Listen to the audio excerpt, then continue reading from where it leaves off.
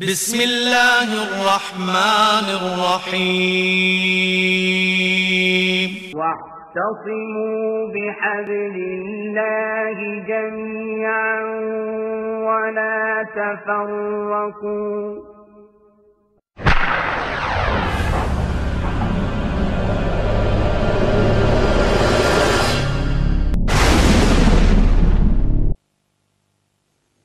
والشمس تجري لمستقر لها ذلك تقدير العزيز العليم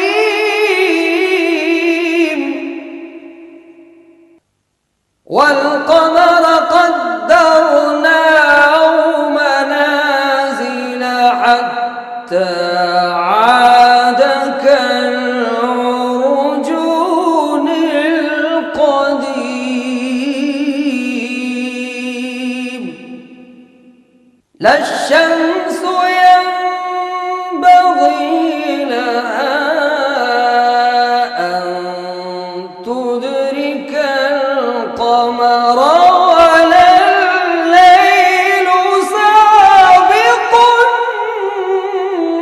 النهار وكل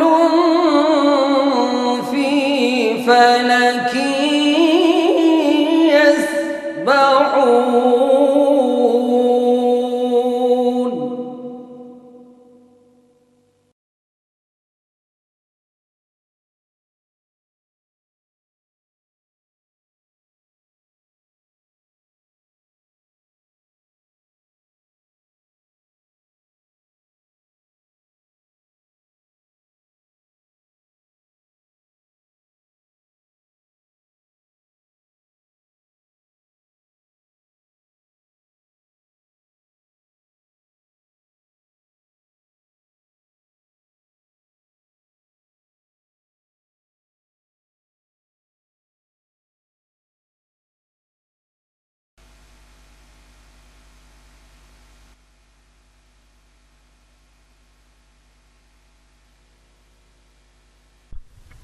نحمده ونستعينه ونستغفره ونعوذ بالله من شرور أنفسنا ومن سيئات أعمالنا من يهده الله فلا مضل له ومن يضلل فلا هادي له وأشهد أن لا إله إلا الله وحده لا شريك له وأشهد أن محمدا عبده ورسوله أما بعد أعوذ بالله من الشيطان الرجيم بسم الله الرحمن الرحيم يا أيها الذين آمنوا اتقوا الله حق تقاته ولا تموتن إلا وأنتم مسلمون يا أيها الناس اتقوا ربكم الذي خلقكم من نفس واحدة وخلق منها زوجها وبث منهما رجالا كثيرا ونساء واتقوا الله الذي تساءلون به والأرحام إن الله كان عليكم رقيبا يا أيها الذين آمنوا اتقوا الله وقولوا قولا سديدا يصلح لكم أعمالكم ويغفر لكم ذنوبكم ومن يطع الله ورسوله فقد فاز فوزا عظيما أعوذ بالله من الشيطان الرجيم وما خلقت الجن والإنس إلا ليعبدون حضرات علماء کرام، محترم بزرگوں، نوجوان بھائیوں، پیارے بچوں، پردہ نشین ماں اور بہنوں،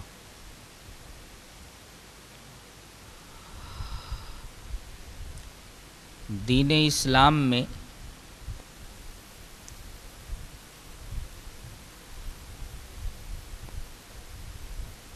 توحید کو سب سے زیادہ اہمیت حاصل ہے۔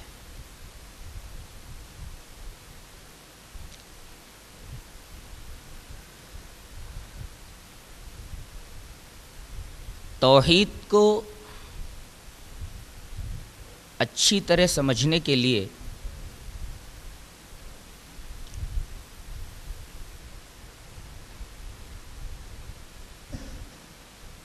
کچھ بنیادی باتیں ذہن نشین کرنا ضروری۔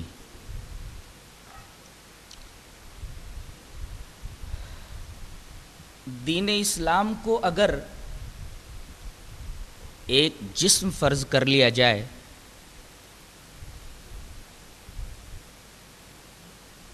تو توحید اس جسم میں دل کی حیثیت رکھتا ہے۔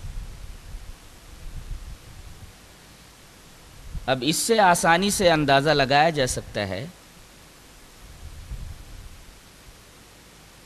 کہ جب تک دل تندرست رہے گا پورا جسم تندرست رہے گا، اور اگر دل بیمار ہو جائے تو پورا جسم بیمار ہو جائے گا۔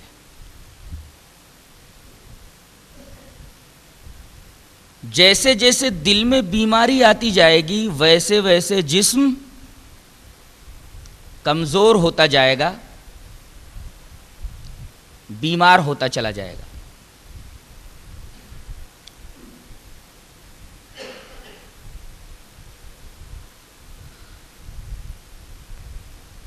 اس کو یوں بھی سمجھا جا سکتا ہے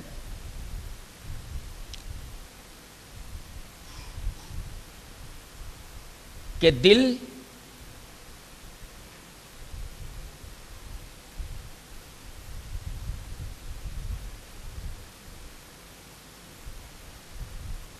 توحید کی مثال ہے دین اسلام کے جسم میں، اور اگر دین اسلام کو آنکھ فرض کر لیا جائے تو توحید آنکھ میں پتلی کی حیثیت رکھتا ہے۔ توحید کے بغیر نہ تو کوئی عقیدہ مؤثر ہے اور نہ کوئی عمل مثمر۔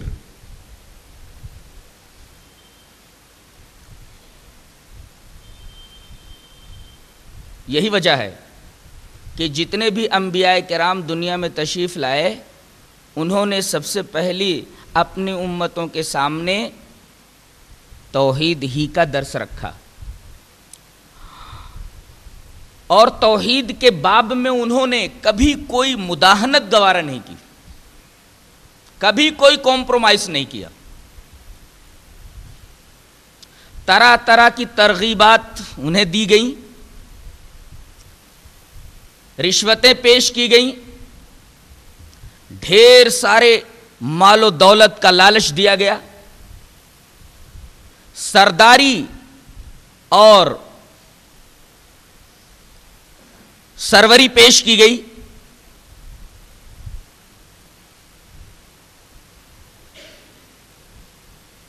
ہر ایک کے جواب میں تمام نبیوں نے توحید ہی پیش کیا۔ قرآن حکیم میں اللہ تبارک و تعالیٰ نے ارشاد فرمایا ہے وَدُّوا لَوْ تُدْهِنُوا فَيُدْهِنُونَ، یہ چاہتے ہیں کہ اگر آپ سست پڑ جائیں تو یہ لوگ بھی سست پڑ جائیں گے۔ یہ آیت کریمہ بتا رہی ہے کہ توحید کے باب میں کبھی کوئی نبی سست نہیں پڑا، اور توحید کے بارے میں اس کا رویہ کبھی بھی نرم نہیں ہوا۔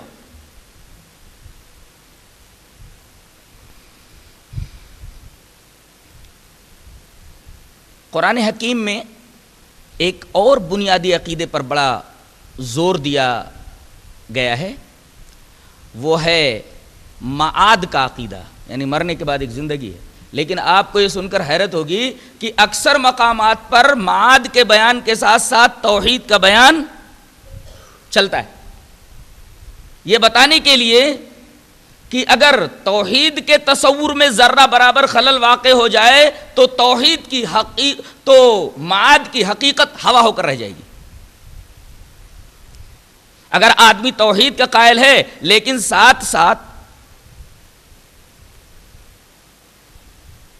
معاد کا بھی قائل ہے، لیکن اس کا یہ عقیدہ بھی ہے کہ کل قیامت کے دن کچھ شفاء ایسے ہیں، کچھ شرکاء ایسے ہیں جو ہمیں بخشوا لیں گے، جو ہمیں بچا لیں گے۔ آپ غور کیجئے کہ اگر یہ عقیدہ انسان کے دل میں موجود ہے تو پھر اللہ تبارک و تعالیٰ کے قانون عدل کی کوئی حیثیت اس کی نگاہ میں نہیں رہ جاتی۔ یہی وجہ ہے کہ اللہ تبارک و تعالیٰ نے معاد کا جہاں جہاں بیان کیا ہے اکثر جگہوں پر ساتھ ساتھ توحید کو بھی ذکر کیا ہے۔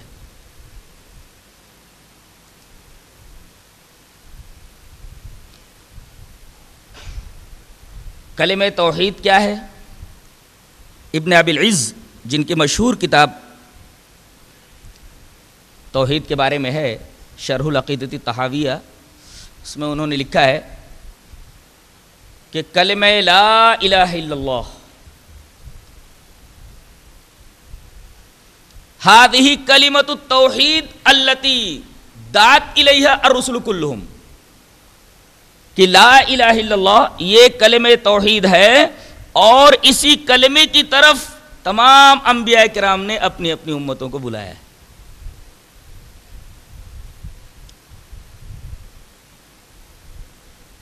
اس کلمے کی فضیلت کیا ہے پہلے وہ میں بیان کر دیتا ہوں، اس کے بعد اس کی اہمیت اور اس کی حقیقت بیان کروں گا۔ پہلے ترمذی کتاب الایمان کی ایک روایت جو حضرت عبداللہ ابن عمر ابن عاص رضی اللہ تعالیٰ عنہ سے مروی ہے وہ آپ کے سامنے پیش کر دوں۔ روایت اس طرح ہے: وعن عبداللہ ابن عمر بن العاص رضی اللہ تعالیٰ عنہ یقول سمعت رسول اللہ صلی اللہ علیہ وسلم یقول ان اللہ تعالی سیخلص رجلا من امتی علی رؤوس الخلائق یوم القیامہ فینشر علیہ 99 سجلا کل سجل مثل مد البصر ثم یقول اتنکر من هذا شیئا اظلمک کتبت الحافظون یقول لا یا ربی فیقول افلک عذر فیقول لا یا ربی فیقول بلا ان لک عندنا حسنہ وانہ لا ظلم علیک اليوم فیخرج بطاقة فیہا اشہد ان لا الہ الا اللہ واشہد ان محمدا عبدہ ورسولہ فیقول احضر وزنک فیقول ما هذه البطاقة ما هذه السجلات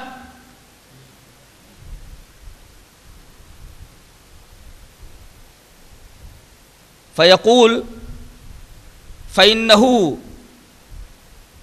لا ظلم عليك فتوضع السجلات في كفة ولا إله إلا الله في كفة فتاشت السجلات وثقلت البطاقة فلا يثقل مع اسم الله شيء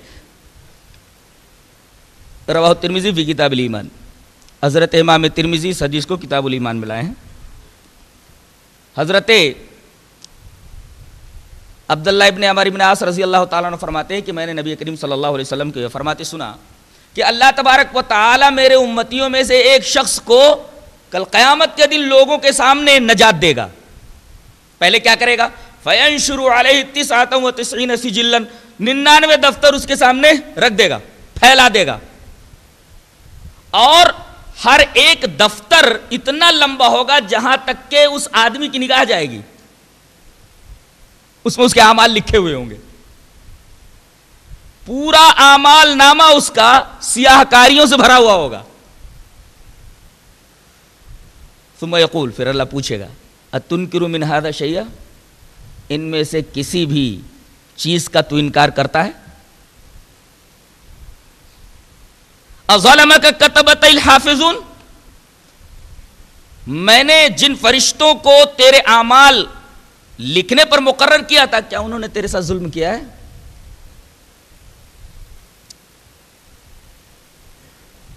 غالب نے تو کہا ہے کہ اے فرشتو میری محشر میں حمایت کرنا، زندگی بھر تمہیں کاندھوں پہ بٹھا رکھا ہے، قیامت کے دن کوئی فرشتہ کسی کی حمایت نہیں کرے گا۔ یہ ایک شاعرانہ تخیل ہے، شاعرانہ تصور ہے۔ غالب نے یہ بھی کہا ہے کہ ہو سکتا ہے کہ لکھنے والوں نے اپنی طرف سے کچھ لکھ دیا ہو، کوئی گواہ تھوڑی تھا۔ اللہ وہی پوچھے گا اظلمک کتبت الحافظون، میں نے تیرے نام اعمال جو تیرے سامنے رکھ دیے ہیں، اس کے اندر جو جو تیرے اعمال لکھے ہوئے ہیں، کیا لکھنے والوں نے تیرے اوپر ظلم کیا ہے؟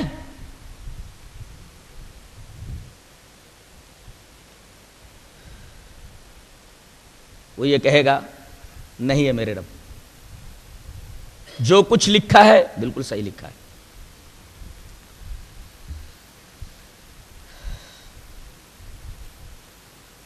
پھر اللہ پوچھے گا افلک عذر، کیا کوئی عذر معذرت بھی ہے؟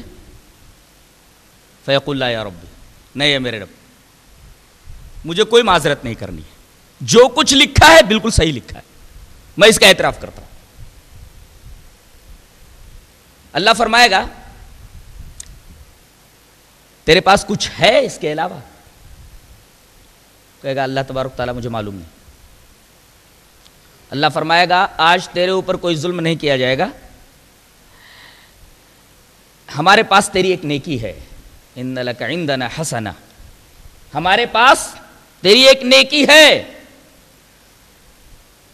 اور پھر اللہ تبارک و تعالی ایک بطاقہ نکالے گا، کارڈ نکالے گا، اس کارڈ کے اوپر لکھا ہوا ہوگا اشہد ان لا الہ الا اللہ وحدہ لا شریک لہ واشہد ان محمدًا عبدہ ورسولہ۔ پھر اللہ فرمائے گا کہ یہ کارڈ لے جا میزان عمل کے اوپر رکھ، تو بندہ اس کارڈ کو دیکھ کر کے کہے گا کہ اے اللہ یہ 99 دفتر ایک طرف ہیں، یہ کارڈ ان 99 دفتروں کے مقابلے میں کیا حقیقت رکھتا ہے؟ اللہ فرمائے گا وزن تو کر، چل وزن کر، احضر وزنک، وزن تو کر، فتوضع السجلات فی کفۃ، تمام کی تمام فائلیں اور دفاتر ایک پلڑے میں رکھ دیے جائیں گے، اور دوسرے پلڑے کے اندر وہ کارڈ رکھ دیا جائے گا جس پر اشہد ان لا الہ الا اللہ واشہد ان محمدًا عبدہ ورسولہ لکھا ہوگا۔ نبی کریم صلی اللہ علیہ وسلم نے ارشاد فرمایا فتشت السجلات وثقلت البطاقہ، کہ جس پلڑے کے اندر وہ بطاقہ وہ کارڈ رکھا ہوا ہوگا وہ تو جھک جائے گا، اور جس پلڑے کے اندر وہ دفاتر رکھے ہوئے ہوں گے وہ پلڑا ہلکا ہو جائے گا۔ اور آخر میں نبی کریم صلی اللہ علیہ وسلم نے ایک جملہ ارشاد فرمایا فلا یثقل مع اسم اللہ شیء، اللہ تبارک و تعالیٰ کے نام کے اوپر کوئی چیز بھاری نہیں ہو سکتی۔ آدمی کے گناہ ایک طرف، لیکن اللہ تبارک و تعالیٰ کا نام ایک طرف، اللہ کے نام پر یہ چیزیں بھاری نہیں ہو سکتی، اللہ کا نام ہی بھاری رہے۔ یہ حدیث لا الہ الا اللہ اور کلمہ توحید کی فضیلت کو بیان کرتی ہے، اس کی اہمیت کو بیان کرتی ہے۔ جی چاہتا ہے ایک اور روایت جسے امام بخاری رحمۃ اللہ علیہ کتاب الانبیاء کے اندر لائے، وہ روایت بھی آپ کے سامنے پیش کر دوں۔ روایت اس طرح ہے وعن عبادۃ بن الصامت رضی اللہ تعالی عنہ عن النبی صلی اللہ علیہ وسلم قال من شہد ان لا الہ الا اللہ وحدہ لا شریک لہ وان محمدا عبدہ ورسولہ وان عیسی عبد اللہ ورسولہ وکلمتہ القاها الى مریم وروح منہ والجنۃ حق والنار حق ادخلہ الجنۃ علی ما کان علیہ من العمل، رواہ البخاری فی کتاب الانبیاء۔ حضرت عبادہ ابن صامت فرماتے ہیں کہ نبی کریم صلی اللہ علیہ وسلم نے ارشاد فرمایا جس آدمی نے یہ گواہی دی کہ اللہ کے سوا کوئی معبود نہیں اور محمد صلی اللہ علیہ وسلم اللہ کے رسول ہیں، اور یہ بھی گواہی دی کہ عیسیٰ علیہ السلام اللہ کے بندے ہیں، اس کے رسول ہیں، اور اس کا وہ کلمہ ہے جنہیں اللہ تبارک و تعالی نے مریم کے رحم میں ڈلوا دیا تھا، اور جنت حق ہے، آگ حق ہے، جہنم حق ہے، تو اللہ اسے جنت میں داخل کرے گا چاہے جیسا اس کا عمل رہا ہو۔ اس کا یہ مطلب نہیں ہے کہ آدمی اس کلمے کے اوپر ڈیپینڈ ہو جائے اور نیک اعمال کرنا چھوڑ دے کہ اب یہ کلمہ پڑھ لینا ہی ہمارے لیے کافی ہے اور یہ کلمہ ہمارے لیے جنت میں دخول کا باعث ہے، کسی عمل کو کرنے کی ضرورت نہیں ہے۔ یہ بھی ایک بھیانک تصور ہے، اس سے بھی آدمی کو بچنا چاہیے، جیسا کہ ابھی میں واضح کروں گا۔ یہ دوسری حدیث بھی کلمے کی فضیلت پر ایک واضح دلیل ہے۔ جی چاہتا ہے ایک اور حدیث آپ کے سامنے پیش کر دوں جسے امام بخاری رحمۃ اللہ علیہ کتاب الرقاق میں لائے، راوی حضرت ابو ہریرہ ہیں۔ روایت اس طرح ہے وعن ابی ہریرہ رضی اللہ تعالی عنہ انہ قال قلت یا رسول اللہ من اسعد الناس بشفاعتک یوم القیامہ فقال لقد ظننت یا ابا ہریرہ الا يسألنی عن هذا الحديث احد اول منك لما رأيت من حرصك على الحديث اسعد الناس بشفاعتی یوم القیامت من قال لا الہ الا اللہ خالصا من قلبہ، رواہ البخاری فی کتاب الرقاق۔ حضرت ابو ہریرہ فرماتے ہیں کہ میں نے ایک دفعہ نبی کریم صلی اللہ علیہ وسلم سے ایک سوال پوچھا، کہا کہ اللہ کے رسول قیامت کے دن آپ کی سفارش کس خوش نصیب کو نصیب ہوگی؟ وہ کون سا خوش نصیب ہوگا جسے آپ کی سفارش ملے گی، من اسعد الناس بشفاعتک یوم القیامہ، ارے وہ بڑا خوش نصیب ہوگا جو آپ کی سفارش کے دائرے میں آئے۔ اللہ کے رسول صلی اللہ علیہ وسلم نے تحسیناً ان سے یہ کہا کہ ابو ہریرہ مجھے معلوم تھا کہ یہ سوال تم سے پہلے کوئی نہیں کرے گا، اس لیے کہ میں نے تمہاری حرص حدیث کے اوپر دیکھی ہے۔ اس کا مطلب یہ جو حدیث کے اوپر زیادہ محنت کرتے ہیں، حدیث کی تلاش میں رہتے ہیں، حدیثوں پر غور کرتے ہیں، اللہ کے رسول صلی اللہ علیہ وسلم نے ان کی مدح فرمائی ہے، ان کی تحسین فرمائی ہے۔ مجھے معلوم تھا یہ سوال تجھ سے پہلے کوئی نہیں کرے گا، اس لیے کہ میں نے دیکھا تو حدیث کی تلاش میں بڑا حریص ہے۔ اور یہ بہت پیارا سوال ہے، تو سن لے، اس کا جواب یہ ہے کہ کل قیامت کے دن میری سفارش کے دائرے میں آنے والا وہی خوش نصیب ہوگا جس نے لا الہ الا اللہ اپنے خالص دل سے کہا ہوگا، من قال لا الہ الا اللہ خالصا من قلبہ۔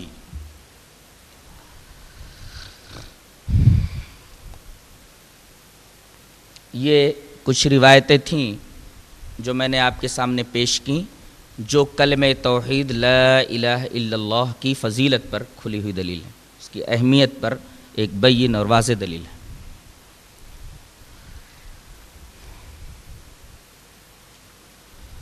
یہ کلمہ نفی اور اس بات پر مشتمل ہے، پہلے لا ہے، پہلے نفی ہے، بعد میں اس بات ہے۔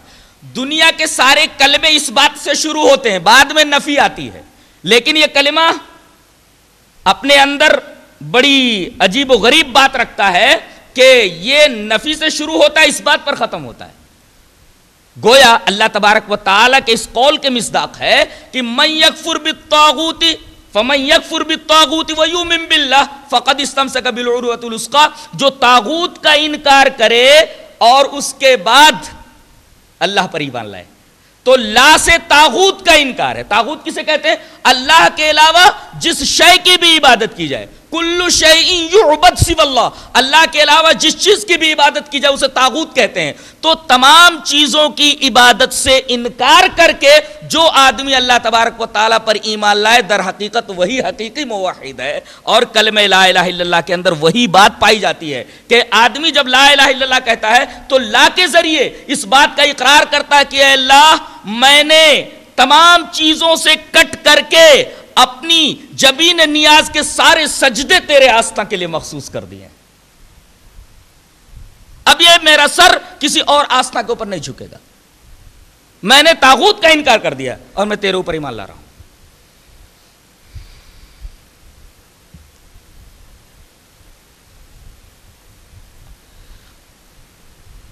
اگر غور کریں تو آپ کو پتا چلے گا کہ توحید پہلے ہے، شرک بعد میں، پہلی چیز۔ دوسرے، توحید فطرت ہے، اور توحید کا جو اپوزٹ شرک ہے وہ خلاف فطرت ہے۔ اب اس سلسلے میں 2 حدیثیں پیش کروں گا۔ پہلی حدیث پیش کروں گا اس بات کو ثابت کرنے کے لیے کہ توحید فطرت ہے، شرک خلاف فطرت ہے۔ دلیل اس طرح ہے۔ وعن ابی ہریرہ رضی اللہ تعالی عنہ قال قال رسول اللہ صلی اللہ علیہ وسلم ما من مولود الا یولد علی الفطرہ فابواہ یحودانہ او ینصرانہ او یمجسانہ کما تنتج البہیمۃ بہیمۃ جمعا هل تحسون فیہا من جدع ثم يقول ابو ہریرہ فطرۃ اللہ التي فطر الناس علیہا لا تبدیل للخلق الا ذلك الدین القیم، رواہ البخاری فی کتاب الجنائز۔ حضرت امام بخاری اس حدیث پاک کو ایسے ہی کتاب الجنائز میں لائے۔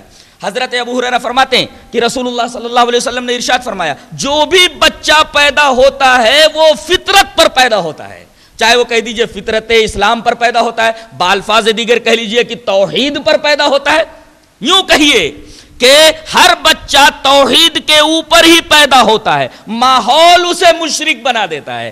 اگر وہ کسی یہودی کے گھر میں پیدا ہوا ہے تو اسے یہودی بنا کر چھوڑ دیتے ہیں، کسی نصرانی کے گھر میں پیدا ہوا ہے تو اسے نصرانی بنا کے چھوڑ دیتے ہیں، کسی آتش پرست کے گھر میں پیدا ہوا ہے تو اسے آتش پرست بنا کر کے چھوڑ دیتے ہیں۔ گویا فطرت توحید ہے، ماحول اس فطرت کو دبا دیتا ہے۔ یہاں ایک نقطہ اور ملحوظ رکھا جائے، فطرت جو ہے صرف دب جاتی ہے، مٹتی نہیں ہے۔ اللہ تبارک و تعالی نے انسان کے دل کے اندر توحید کو ڈال دیا ہے، توحید کو ودیت کر دیا ہے۔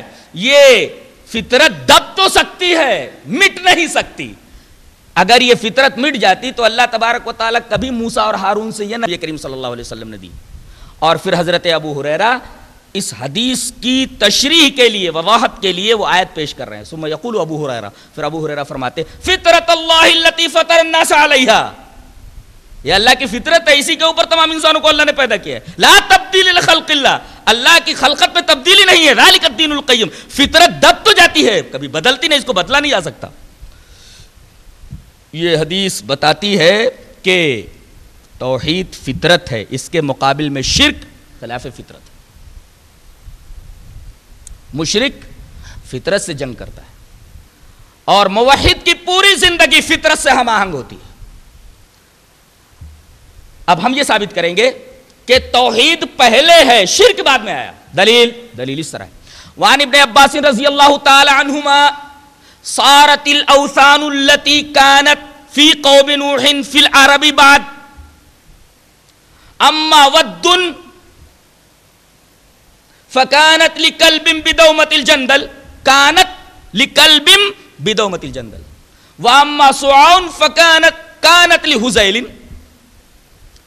واما يغوث فكانت لمراد ثم لبني غطيف بالجوف عند سبا. وَأَمَّا يَعُوقُ فَكَانَتْ لِحَمْدَانَ. وَأَمَّا نَصْرٌ فَكَانَتْ لِحِمْيَرَ لِآلِ ذِي الْكَلَاعِ. أَسْمَاءُ رِجَالٍ صَالِحِينَ مِنْ قَوْمِ نُوحٍ فَلَمَّا هَلَكُوا أَوْحَى الشَّيْطَانُ إِلَىٰ قَوْمِهِمْ أَنِ انصِبُوا إِلَىٰ مَجَالِسِهِمِ الَّتِي يَجْلِسُونَ أَنصَابًا وَسُمُّوهَا بِأَسْمَائِهِمْ فَفَعَلُوا فَلَمْ تُعْبَدْ حتى اذا هلكوا وتنسخ العلم عبدت. رواہ البخاری فی کتاب الجنائز. حضرت ابن عباس رضی اللہ تعالیٰ عنہ فرماتے ہیں کہ نوح تک لوگ توحید پر کاربند تھے. خامیاں خرابیاں ان کے اندر موجود تھیں، عملی خرابیاں، لیکن قلبی خرابی، روحانی خرابی، کوئی روحانی بیماری نہیں آئی تھی جسے شرک سے تعبیر کیا جا سکے. قتل ہوا. آدم علیہ السلام کے ایک بیٹے قابیل نے حابیل کو قتل کر دیا. جرائم ہوئے، لیکن توحید پر سب کے سب کاربند تھے.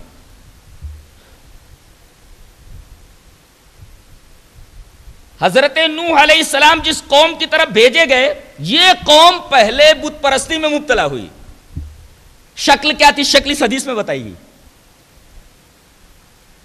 کہ 5 بزرگ تھے اس قوم میں، جس کو قوم نوح کہا جاتا ہے، جس کی طرف نوح کو مبعوث کیا گیا جب وہ قوم شرک میں مبتلا ہو گئی.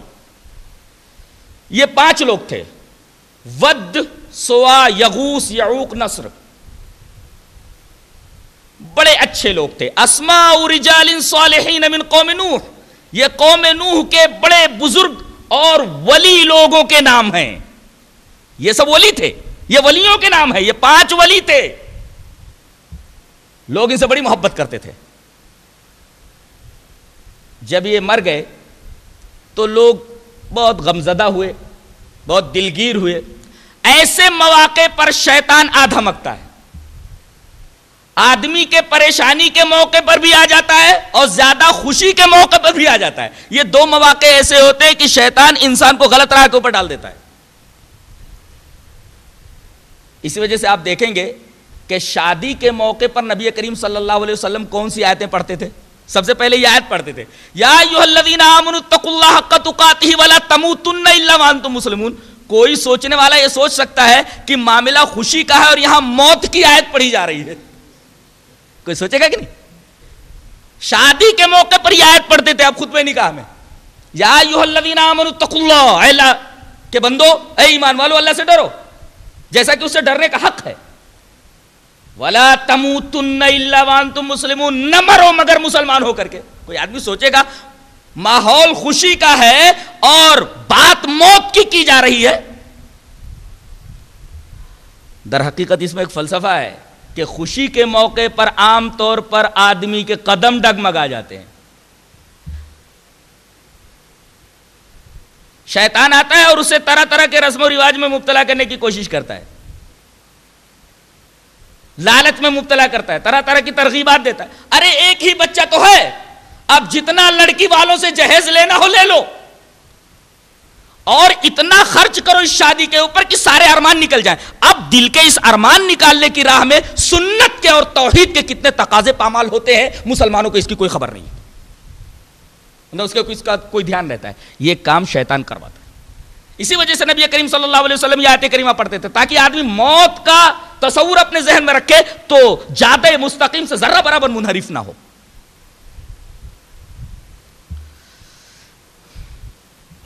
اب اس غم کے موقع پر آدم کا کہا کہ تمہارے غموں کا علاج میرے پاس ہے. کہا کہ کیا؟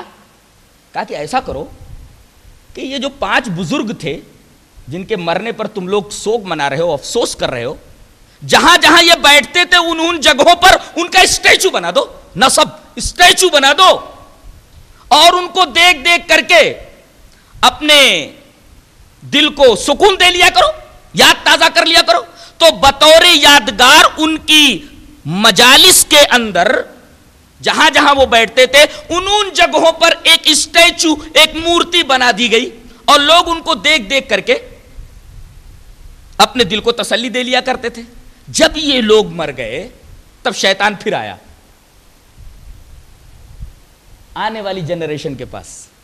کہا کہ جانتے ہو یہ 5 مورتیاں کیا ہیں، اور تمہارے آبا و اجداد ان مورتیوں کے ساتھ کیا سلوک کرتے تھے؟ کیا؟ ارے یہ تو بڑے ولی لوگ تھے، بہت پہنچے ہوئے لوگ تھے، تمہارے آبا و اجداد ان کی عبادت کرتے تھے. ساری قوم عبادت میں لگ گئی. نبی کریم صلی اللہ علیہ وسلم نے یہاں ایک بڑی پیاری بات فرمائی کہ تنسخ العلم عبدت، علم مٹ گیا، لوگ پوجا میں لگ گئے. یہ حدیث بتا رہی ہے کہ علم جو ہے یہ آدمی کو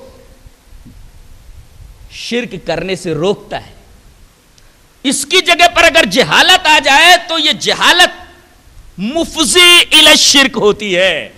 علم کے ختم ہو جانے کے بعد لوگ شرک میں مبتلا ہوئے. تنسخ العلم عبدت، علم ختم ہو گیا، لوگ ان مورتیوں کی پوجا کرنے لگے. آپ نے اس پوری حدیث کے اوپر دھیان دیا. پہلی بات تو یہ معلوم ہوئی کہ نوح کی قوم سے پہلے لوگ توحید کے اوپر کاربند تھے. شرک جو آیا ہے بعد میں آیا ہے، نوح کی قوم سے شروع ہوا ہے. اور دوسری بات یہ معلوم ہوئی کہ کیسے شروع ہوا، مورتیوں کی شکل میں.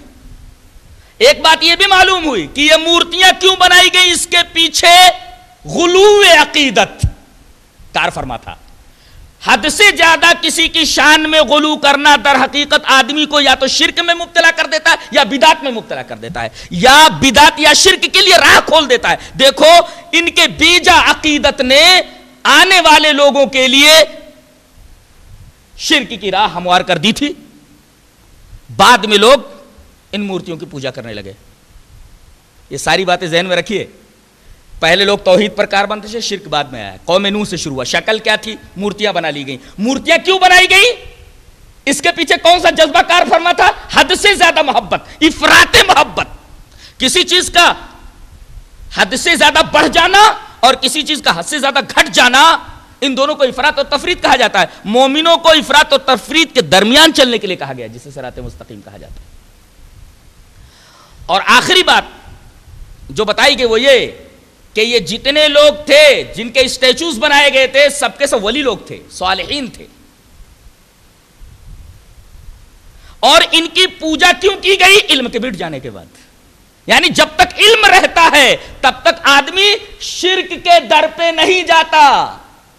کوئی بھی علم رکھنے والا جس کے پاس حقیقی علم ہوتا ہے وہ کبھی بھی شرک میں مبتلا نہیں ہوتا. یہی وجہ ہے کہ اللہ تبارک و تعالیٰ نے سب سے پہلے یہی کہا ہے کہ کلمے کا رٹ لینا کافی نہیں ہے. ایک قوم ہے جو کلمے رٹا رہی ہے جس کا کوئی فائدہ نہیں ہے، گاؤں گاؤں میں پھر پھر کر کے کلمے رٹا رہی ہے، الفاظ رٹا رہی ہے. یہ قرآن حکیم کی اس آیت کے خلاف ہے.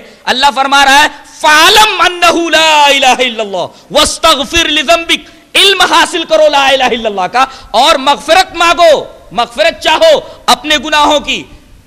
یہ آیت کریمہ بتا رہی ہے کہ لا الہ الا اللہ کا تلفظ کافی نہیں ہے, لا الہ الا اللہ کا علم ضروری ہے. علم حاصل کرو. جس کے پاس لا الہ الا اللہ کا علم آ گیا وہ کبھی بھی شرک میں مبتلا نہیں ہوگا. لہذا پہلے لا الہ الا اللہ کا علم حاصل کرو. اور دوسرا ٹکڑا آیت کریمہ کا یہ بتا رہا ہے کہ جب تک لا الہ الا اللہ کا علم نہ ہو, توحید نہ ہو, تب تک گناہوں کے لیے اگر استغفار کرتا ہے آدمی تو استغفار اللہ تبارک تعالیٰ قبول نہیں کرتا. گناہوں کی مغفرت طلب کرنے سے پہلے آدمی کو موحد ہونا ضروری ہے. تبھی تو یہ کہا گیا فَعَلَمْ أَنَّهُ لَا إِلَهَ إِلَّا اللَّهُ وَاسْتَغْفِرْ لِذَنبِكَ. پہلے لا الہ الا اللہ کا علم حاصل کر, اس کے بعد اپنے گناہوں کی معافی مانگ اللہ تبارک و تعالیٰ سے. اگر آدمی کے دل میں توحید نہیں ہے, وہ اپنے گناہوں کی معافی مانگے, اللہ تبارک و تعالیٰ اس کو معاف نہیں کر سکتا. بلکہ جو لوگ شرک پر مر گئے ان کے بارے میں اللہ تبارک و تعالیٰ نے دعا استغفار کرنے سے منع کر دیا ہے. شرک کتنا بڑا گناہ ہے. دو باتیں ثابت ہو گئی. شرک فطرت ہے, شرک خلاف فطرت ہے, توحید فطرت ہے. شرک بعد میں آیا, توحید پہلے آیا.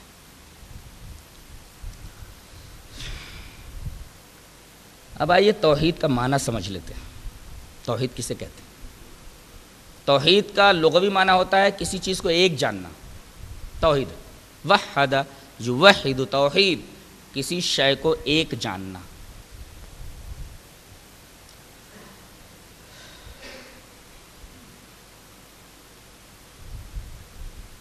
اور اصطلاح شریعت میں توحید کہتے ہیں اللہ تبارک و تعالی کو اس کی ذات, صفات, افعال میں یکتا جاننا.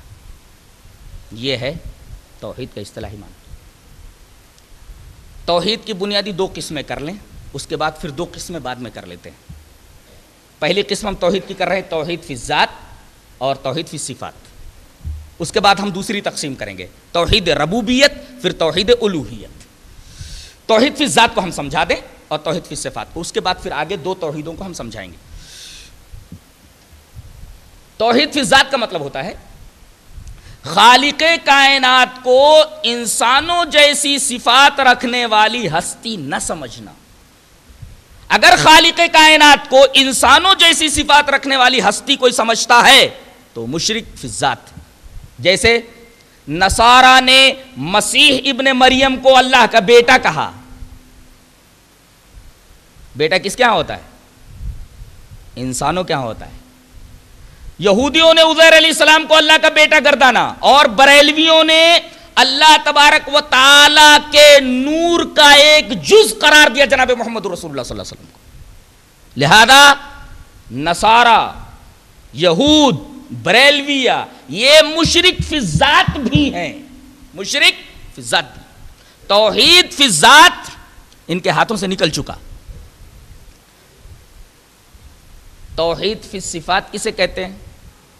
توحید فی الصفات کہتے ہیں اثبات و صفات الکمال للہ تعالی التی اثبتها لنفسہ و اثبتها لہ رسولہ.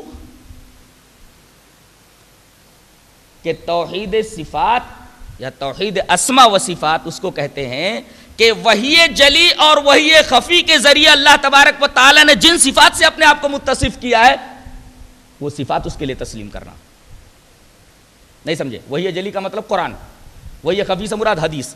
بالفاظ دیگر قرآن اور حدیث میں اللہ نے جن صفتوں سے اپنے آپ کو متصف کیا ہے ان صفات کو اس کے لیے تسلیم کرنا, ان صفات سے اس کو متصف ماننا, یہ توحید فی صفات ہے. مثلا اللہ سمیع الدعا ہے, اللہ دعاؤں کا سننے والا ہے. اللہ عالم الغیب ہے, صفت ہے اس کی عالم الغیب, سمیع الدعا. اب کوئی یہ کہے کہ کوئی بابا بھی دعاؤں کو سن لیتا ہے, ایسا عقیدہ رکھنے والا مشرک فی صفات ہے. کوئی آدمی یہ کہے کہ اللہ کے علاوہ کوئی اور بھی غیب کا علم رکھتا ہے, ایسا آدمی مشرک فی صفات ہے.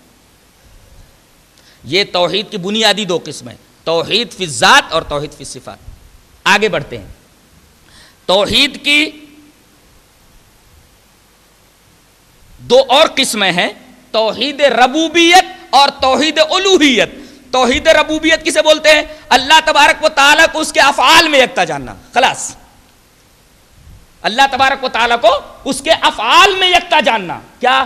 اللہ ہی مارتا ہے، اللہ ہی جلاتا ہے، اللہ ہی پیدا کرتا ہے، اللہ ہی روزی دیتا ہے، اللہ ہی بیٹا دیتا ہے، اللہ ہی بیٹی دیتا ہے. اللہ تبارک و تعالیٰ ہی کائنات میں متصرف ہے، اللہ ہی مشکل کشا ہے، اللہ تبارک و تعالیٰ ہی غوث ہے، اللہ ہی دستگیر ہے، اللہ ہی مشکل کشا ہے، اللہ ہی فرما روا ہے، اللہ حقیقی حکمراں ہے. یہ ساری صفات توحید ربوبیت میں آ جاتی ہیں. اگر کوئی آدمی اللہ کے علاوہ کسی کو مشکل کشا سمجھتا ہے توحید ربوبیت کا منکر ہے. کوئی آدمی یہ کہے کہ اللہ کے علاوہ کچھ اللہ کے پیارے ایسے ہیں جن کو اللہ نے تصرف کا اختیار دے دیا ہے، وہ چاہے تو کسی کی بنا دے، وہ چاہے تو کسی کی بگاڑ دے. اگر یہ تصور، اگر یہ عقیدہ کسی کا ہے، وہ توحید پھر ربوبیت کا قائل نہیں ہے. اس کے ہاتھ میں توحید پھر ربوبیت نہیں ہے، توحید ربوبیت سے خالی ہے اس کا ہاتھ. تو اس کو مختصر انداز میں کیسے سمجھیں گے؟ اللہ تبارک و تعالیٰ کو اس کے افعال میں منفرد اور یکتا جاننا. یاد کر لیجئے، اللہ تبارک و تعالیٰ کو اس کے افعال میں، افعال یعنی کام، کاموں میں یکتا جان لینا. کام کیا ہے اس کا؟ پیدا کرنا، مارنا، جلانا وغیرہ وغیرہ. اللہ تبارک و تعالیٰ نے اکثر جگہوں پر اپنی توحید ربوبیت سے توحید الوہیت پر استدلال کیا ہے کہ اگر اس فعل میں وہ یکتا ہے، کوئی اس کا ہمسر نہیں، تو پھر عبادت اس کے علاوہ اور کس کی جائز ہو سکتی ہے؟ ایک جگہ فرماتا ہے والذین اتخذوا من دونه آلہہ لا يخلقون شیئا وهم يخلقون ولا يملكون لانفسهم ضرا ولا نفعا ولا يملكون موتا ولا حیاتا ولا نشورا. وہ لوگ جنہوں نے اللہ کے علاوہ معبود بنا لیے ہیں، والذین اتخذوا من دونه آلہہ، ذرا ان سے پوچھو، لا يخلقون شیئا وهم يخلقون، یہ ایک چیز نہیں پیدا کر سکتے، ایک چیز نہیں پیدا کر سکتے. وهم يخلقون، یہ لوگ پیدا کیے گئے ہیں، یہ خالق نہیں ہے، سب کے سب مخلوق ہیں. اور جو خالق نہ ہو وہ لائق عبادت نہیں ہو سکتا. میں ہی خالق ہوں، لہذا میں ہی لائق عبادت ہوں. اس لیے کہ اللہ تعالیٰ نے پہلے الوہیت کا تذکرہ فرمایا. والذین اتخذوا من دونی آلہہ، وہ لوگ جنہوں نے اللہ کے علاوہ معبود بنا لیے ہیں، ان کی پوجا پاٹ کر رہے ہیں. لا یخلقون، ایک چیز نہیں پیدا کر سکتے. یہ جب ایک چیز نہیں پیدا کر سکتے، خالق نہیں ہے وہ، تو معبود کیسے ہو سکتے ہیں؟ اللہ تبارک و تعالیٰ نے توحید ربوبیت سے توحید الوہیت کے اوپر استدلال فرمایا. اور آگے فرمایا ولا یملکون لانفسہم ضرا ولا نفعا، یہ تو ذرہ برابر کسی فائدے کے بھی مالک نہیں ہے اور نقصان کے بھی مالک نہیں ہے. ذرہ برابر نہ تو نفع پہنچانے کے پر قادر ہیں، نہ نقصان پہنچانے پر قادر ہیں. نفع وہی پہنچاتا ہے، نقصان وہی پہنچاتا ہے. اور آگے ایک اور بات فرمائی گئی ولا یملکون موتا ولا حیاتا ولا نشورا، نہ تو موت پر قادر ہیں، نہ حیات پر قادر ہیں، نہ مرنے کے بعد اٹھانے پر قادر ہیں، نہ اٹھائے جانے پر قادر ہیں. آپ ایک سوال کر سکتے ہیں، ٹھیک ہے کوئی زندہ نہیں کر سکتا، اس پر قادر نہیں ہے، مرنے کے بعد کوئی زندہ نہیں کر سکتا، لیکن موت تو دے سکتا ہے نا، موت تو دے سکتا ہے. جیسے حضرت ابراہیم علیہ السلام، بڑی پیاری بات کہنے جا رہا ہوں، نوٹ کر لو، بہت ہی اہم بات ہے. حضرت ابراہیم علیہ السلام سے جب نمرود کا مکالمہ ہوا تو حضرت ابراہیم سے اس نے پوچھا کون سے رب کو تو مانتا ہے؟ قال ربی الذی یحیی و یمیت، میرا وہ رب ہے جو مارتا ہے اور جلاتا ہے. تو یہ دو قیدیوں کو پکڑوا کر کے بلواتا ہے. ایک قیدی کے بارے میں بری ہونے کا فیصلہ ہونے والا تھا، اس کو قتل کر دیتا ہے، اور جس کو قتل کیا جانے والا تھا اس کو چھوڑ دیتا ہے، کہتا میں بھی تو مارتا اور جلاتا ہوں. نکتہ یہ ہے کہ انسان کسی کو قتل تو کر سکتا ہے، موت نہیں دے سکتا. قتل الگ چیز ہے، موت الگ چیز ہے. یہاں اس نے قتل کیا ہے، معاملے کو گڈمٹ کر دیا ہے، اس نے مارا نہیں ہے، اس نے موت صرف اللہ کے ہاتھ میں، صرف قتل کیا ہے اس نے. قتل الگ چیز ہے، موت الگ چیز ہے. یہ نکتہ یاد رکھا جائے، قتل الگ چیز ہے اور موت الگ چیز ہے. معاملے کو اس نے الجھا دیا ہے، اس نے موت نہیں دیا، موت اللہ نے دیا، تو نے تو قتل کیا ہے، تو نے ایک کام کیا ہے، موت صرف اللہ کے ہاتھ میں. ولا یملکون موتا ولا حیاتا ولا نشورا، کوئی موت پر بھی قادر نہیں ہے. قتل کرنے کے بعد بھی بچ جاتا ہے آدمی، اس لیے کہ اس کی موت نہیں رہتی ہے. یہ نکتہ ہمیشہ ذہن نشین رہے کہ آدمی قتل تو کر سکتا ہے، موت نہیں دے سکتا، موت صرف اللہ کے ہاتھ میں. ولا یملکون موتا ولا حیاتا ولا نشورا، لوگ نہ تو موت پر قادر ہیں، نہ حیات پر قادر ہیں، نہ مرنے کے بعد اٹھانے پر قادر ہیں.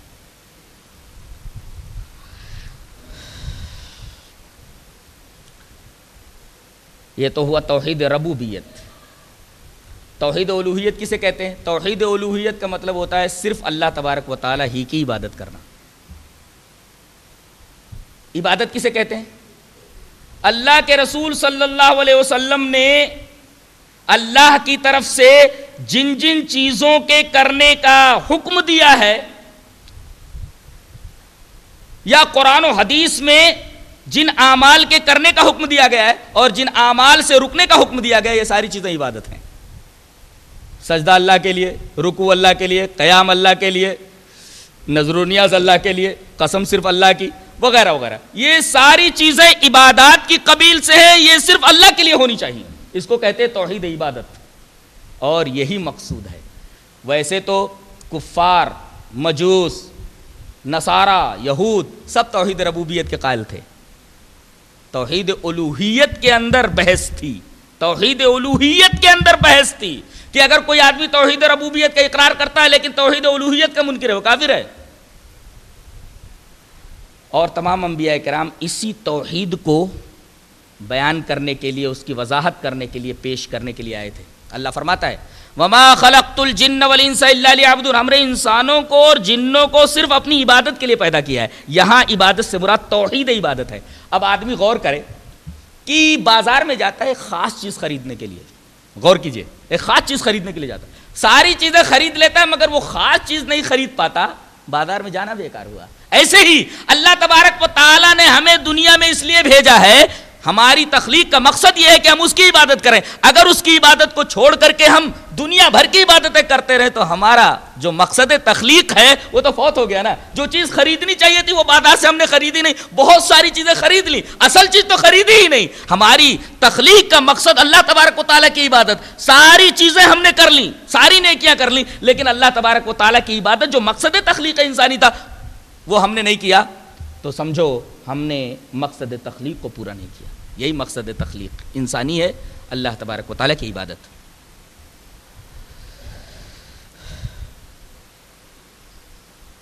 آخری ایک سوال ہے، اس سوال کا جواب دے لیں، اس کے بعد بات کو ختم کریں گے۔ سوال یہ ہے کہ لا الہ الا اللہ کا قائل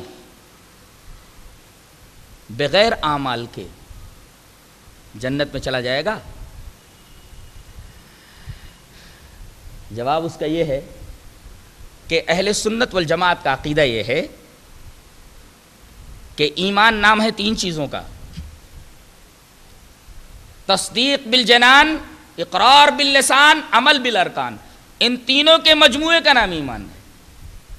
صرف تصدیق بالجنان کا نام ایمان نہیں ہے، توحید نہیں۔ ہاں اتنا ہے کہ اللہ تبارک و تعالی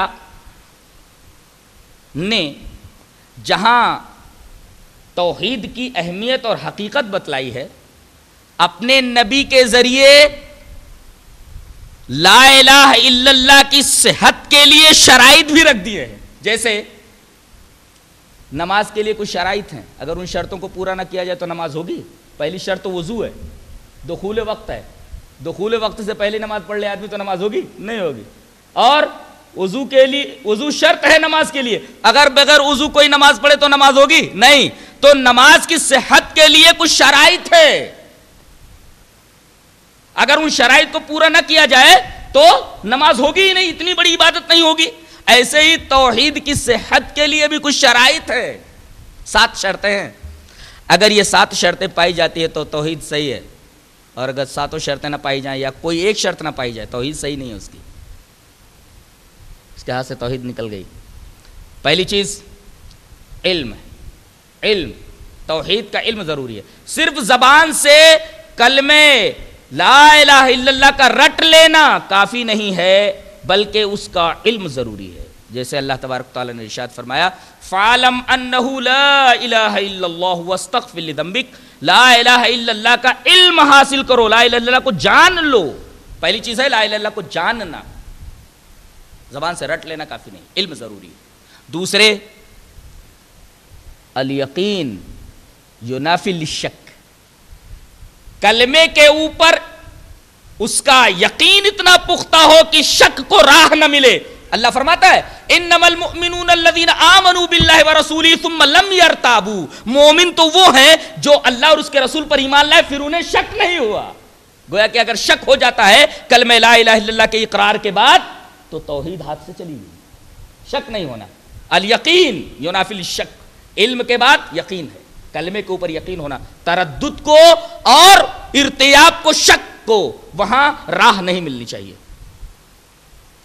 تیسرے، قبول. آدمی دل سے کلمے کے مدلول کو قبول کرے، کلمے کا جو مفہوم ہے اس کو دل سے قبول کرے.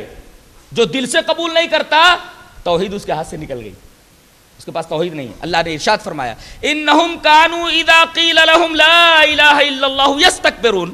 یہ وہ لوگ ہیں کہ جب ان سے کہا جاتا ہے کہ لا الہ الا اللہ کہو تو یہ تکبر کرتے ہیں، یعنی لا الہ الا اللہ کو قبول نہیں کرتے. تو دل سے قبول کرنا بہت ضروری ہے، قبول ضروری ہے. اس کے لیے 3 چیزیں ہوئی، علم، یقین ینافی الشک اور قبول. اور تیسری چیز، چوتھی چیز جو بہت اہم ہے، الصدق ینافی النفاق. دل سے اس طرح تصدیق کی جائے کہ نفاق کا گزر نہ ہو. کیا مطلب؟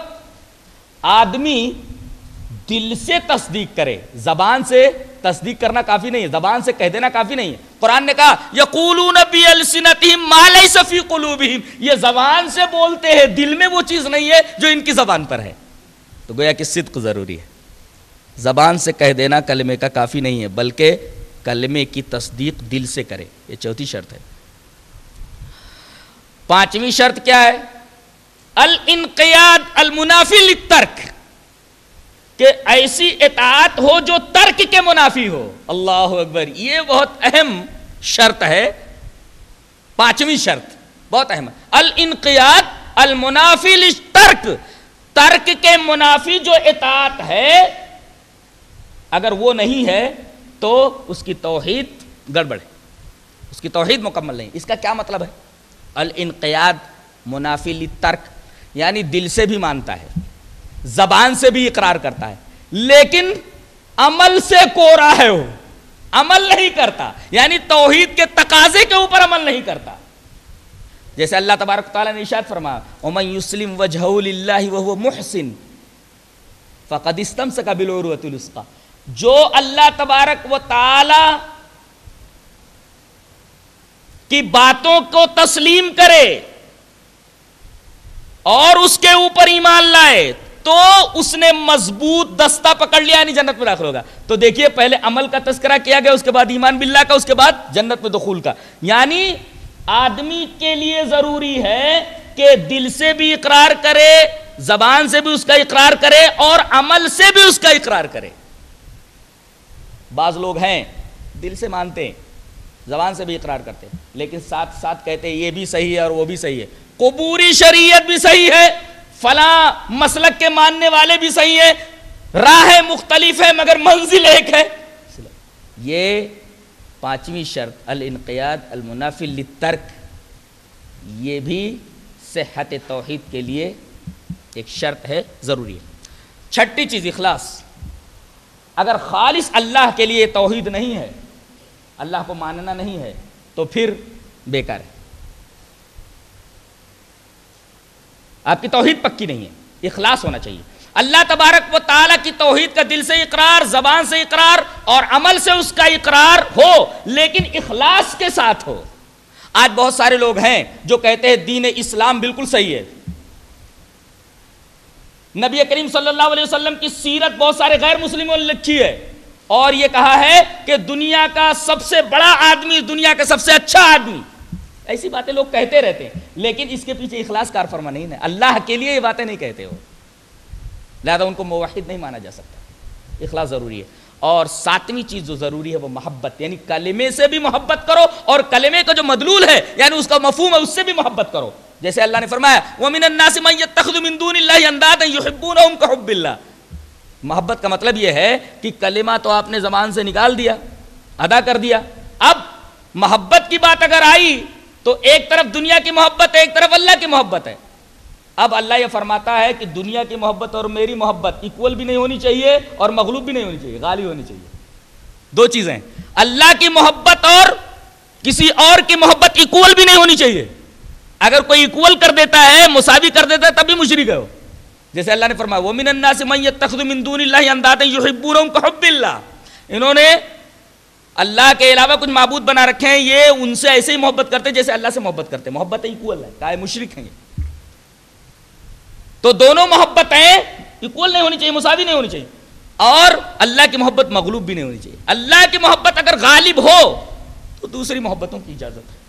تو یہ 7 شرطیں ضروری ہیں صحت توحید کے لیے.